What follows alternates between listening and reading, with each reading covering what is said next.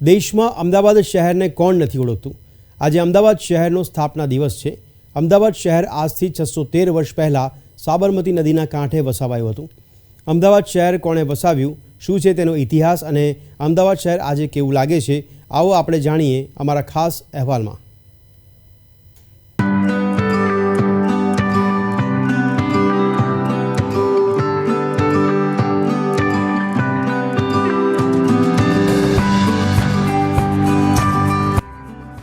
અમદાવાદ શહેરનો આજે 614મો સ્થાપના દિવસ છે.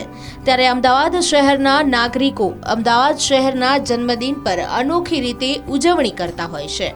પરંતુ અમદાવાદ શહેર કોણે વસાવ્યું એ માટે કેટલાક સૈકાઓ પહેલાનો ઇતિહાસ જાણવો પડશે. જ્યારે દેશમાં મુગલ સામ્રાજ્ય હતું ત્યારે અમદાવાદ શહેરને અહમદ શાહ નામના બાદશાહે વસાવેલું હતું. સાબરમતી નદીના કાંઠે આ શહેર વસાવ્યું હતું, જેની સ્થાપના આજથી 613 વર્ષ પહેલા કરવામાં આવી હતી. પહેલા અમદાવાદ સાબરમતી નદીના પૂર્વ ભાગ પર વસ્યું હતું.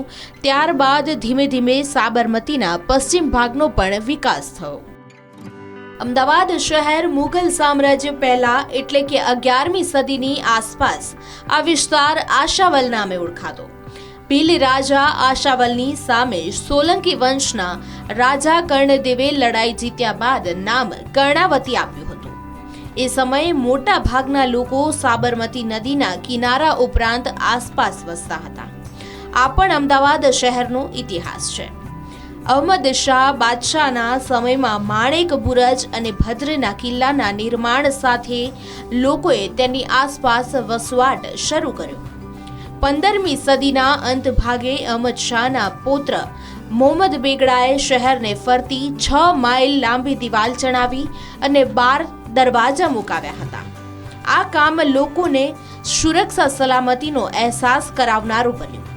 થોડા ઘણા લોકોએ વસવાટ શરૂ કર્યો. અત્યારે પણ જ્યાં લોકો વસે છે અને સમાંતરે વેપાર વાણિજ્ય થાય છે એ પોળો અસ્તિત્વમાં આવી. મુગલોનું શાસન 18મી સદીના અંત ભાગ પહેલા નાબૂદ થયું. મરાઠા શાસકોનું આગમન એ માટે કારણ બન્યું. ભદ્રના કિલ્લા આસપાસ મરાઠાઓએ તેમની પહેલી વસાહત બનાવી. 19મી સદીના પ્રારંભે ઈસ્ટ ઇન્ડિયા કંપનીએ અમદાવાદનો કારભાર હાથમાં લીધો. 1915માં ગાંધીજીના આગમન સાથે શહેરને 3 સંસ્થાનો મળ્યા. 1915માં કોચરબ આશ્રમ, 1917માં સત્યાગ્રહ આશ્રમ અને 1920માં શૈક્ષણિક સંસ્થા ગુજરાત વિદ્યાપીઠ. એ સાથે સાબરમતી નદીને પાર રહેણાંક કોલોનીઓનું નિર્માણ થયું હતું. અમદાવાદના પશ્ચિમ વિસ્તારમાં ધીમે ધીમે અલાયદા બંગલાઓ સાથે એક પછી એક સોસાયટીઓનું નિર્માણ થવા લાગ્યું. લોકોની અવરજવર હવે 2 વિસ્તાર વચ્ચે થવા લાગી, જૂનું અમદાવાદ અને નદી પારનું નવું અમદાવાદ. આ અવરજવરે જે જરૂરિયાતનું નિર્માણ કર્યું તે આજનો આશ્રમ રોડ. કોચરબ, પાલડી અને નવરંગપુરા ગામમાં રહેઠાણો બનવા લાગ્યા. ઉસ્માનપુરા, નારાયણપુરા, વાડજ અને સાબરમતી ગામનો કાળીગામ અને રાણીપ તેને સમાંતર વસાહતો હતી, પરંતુ સાબરમતી જેલના કારણે ત્યાં અવરજવર ઓછી રહેતી. અમદાવાદ શહેરની વિસ્તરવાની આ સફર અવિરત છે.